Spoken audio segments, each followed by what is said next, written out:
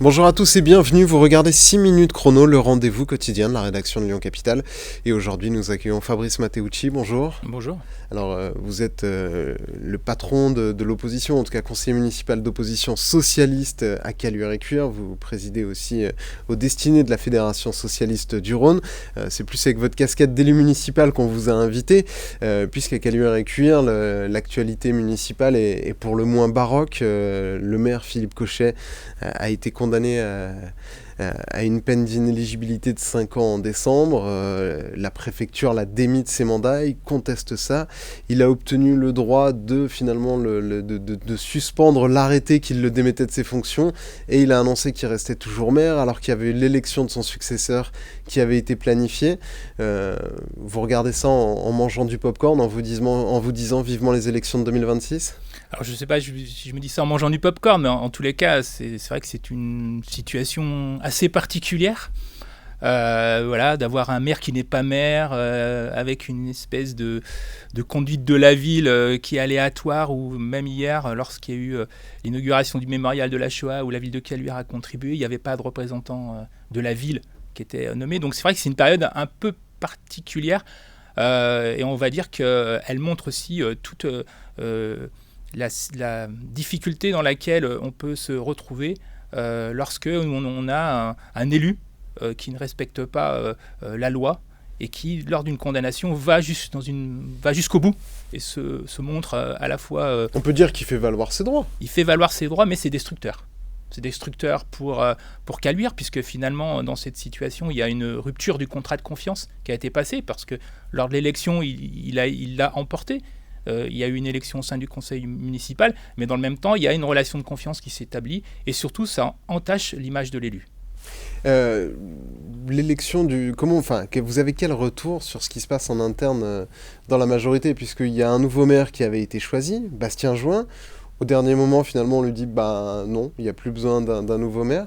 Est-ce que vous avez l'impression que là aussi, il peut y avoir des tensions qui vont émerger, qui émergent déjà, que même il y a une forme d'incompréhension dans la majorité actuelle ? Alors, pour l'instant, non, on n'a pas de contact direct avec eux, très, très clairement. On voit quand même qu'il y a un flou.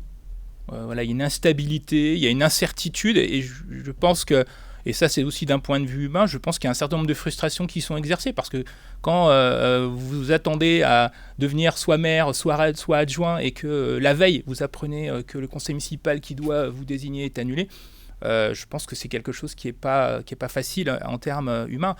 Ensuite, en termes politiques, de toute façon, nous n'aurions pas participé à ce sketch.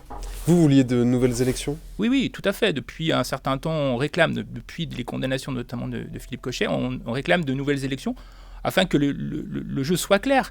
On fait nouvelles élections, il y a une majorité qui ressort. Moi, je souhaite que ce soit une majorité conduite par les partis et les citoyens qui se retrouvent dans la gauche et l'écologie. Mais si c'est pas à nous, c'est le jeu démocratique. Mais au moins, les choses sont claires. Là, les choses ne sont pas claires. Ce qui est difficile, là, c'est finalement... Personne ne peut faire partir Philippe Cochet tant que le tribunal administratif ne reconnaît pas la validité. C'est un scénario qu'on retrouve dans de nombreuses mairies. Par exemple, ça a été le cas à Francheville, où ça a duré pendant très longtemps. Là, tenir 1 an dans cette fonction où Philippe Cochet est maire sans en exercer les fonctions et sans en percevoir la rémunération, c'est un scénario qui est plausible. Pour vous, ça peut continuer jusqu'en 2026 comme ça ?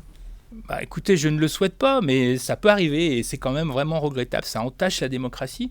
En plus, sur Caluire, il a quand même fallu qu'on fasse un recours pour un conseil municipal, puisque pendant 6 mois, en fait, le conseil municipal n'a pas été convoqué. Donc on voit qu'il y a un regard sur le jeu démocratique qui ne va pas dans le sens d'une participation collective. Donc oui, ça peut être quelque chose de très déstabilisant si ça dure. Qu'est-ce que vous disent les habitants que vous rencontrez ? Alors les habitants, en tous les cas, nous, ceux qu'on rencontre, il y en a quand même un certain nombre, même beaucoup, qui ont découvert. En fait, il a fallu qu'il y ait la condamnation pour qu'ils découvrent cette situation, et puis qu'ils se rendent compte aussi qu'il y avait des condamnations préalables. Et le retour qu'on a, c'est vraiment mais c'est pas normal, un élu c'est pas fait pour ça, ça doit être exemplaire. Donc vraiment, je dirais un ressentiment assez marqué de la part des habitants de Caluire. Vous évoquiez de possibles élections où il y aurait une union de la gauche. L'union de la gauche, elle a peut-être été fracturée, en tout cas dans sa configuration nouveau Front Populaire, par vous, par votre parti, les socialistes, puisque vous n'avez pas censuré le gouvernement Bayrou. Est-ce que c'est une décision que vous validez, vous, même si on ne vous a pas demandé votre avis, j'imagine, mais est-ce que c'est quelque chose, une décision dont vous vous montrez solidaire ? Écoutez, c'est une décision en fait qui a suscité un certain nombre de débats, de nombreux débats, que ce soit au niveau national ou même au niveau local. On ne fracture pas le nouveau Front populaire, on reste dans une relation avec l'ensemble des partis. Et moi, à titre personnel, je pense qu'il y a une nécessité à répondre aussi aux besoins des Français. Et le besoin, il est aussi dans le quotidien, dans un certain nombre de mesures que l'on doit prendre. Et pour autant, c'est pas pour ça qu'en fait c'est une carte blanche qu'on donne au gouvernement et que si il devait avoir une présentation du budget tel qu'il ressort du Sénat, il y aurait une censure. Et vous, à 1 an des municipales, ou peut-être à quelques semaines, ça dépend si vos vœux pour 2025 seront exaucés ou pas, vous imaginez partir à Caluire sur ce périmètre-là d'alliance ? Écoutez, lors des élections législatives, on a vu que l'alliance faisait en sorte que ma candidature arrivait en tête au premier tour. Donc il y a une dynamique qui existe. Donc nous sommes, et nous le faisons au sein du conseil municipal, et nous allons amplifier ça, nous sommes en train de travailler collectivement à un rassemblement en vue des prochaines échéances. Merci beaucoup Fabrice Matteucci d'avoir répondu à notre invitation, à nos questions. Moi je vous retrouve très bientôt pour une nouvelle édition de 6 minutes chrono. Au revoir.